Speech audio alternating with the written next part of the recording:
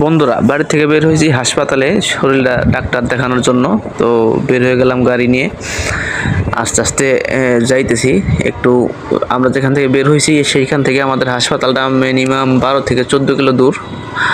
তো বাইক নিয়ে বের হয়ে গেলাম, আস্তে আস্তে যাবো সেই হাসপাতালের উদ্দেশ্যে। আসলে কি হয়েছে না হয়েছে এটা চেক আপ করে তারপরে একটা ওষুধ নিতে হবে, কারণ ডাক্তার চেক আপ না করলে তো আর বোঝা যাবে না যে কী হলো। তো আপনাদের কাছে একটা আশা থাকবে, আপনারা সবসময় দোয়া করবেন আমরা যেন ভালো থাকি, কারো যেন বড় কিছু না হয়ে যায়। আমরা এই যে হাসপাতালে চলে আসলাম, ভিতরে ঢুকলাম।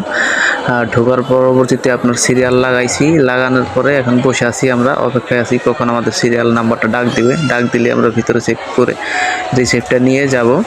এখন একটু অপেক্ষা করতেছি আর কি বসে ভিতরে। এই তো আমাদের সিরিয়াল নাম্বার চলে আসছে, আমরা এখন চলে যাবো ওষুধ কেনার জন্য। এখন কই যেতে হবে? টাকা তো লোটাইছি ভাই। হাতে ক্যাশ টাকা নাই, তাই ব্যাংকে যাইতে হবে। ক্যাশ টাকা ওঠানোর জন্য চলে আসলাম ব্যাংকে। ব্যাংকের ভিতরে ঢুকে দেখলাম, হ্যাঁ কার্ডটা নিয়ে এখন টাকা নিয়ে বের হয়ে গেলাম। আবার যাব সেই ওষুধের দোকানে, ওইখানে গিয়ে ওষুধগুলো নিব, কি কি ওষুধ লাগে।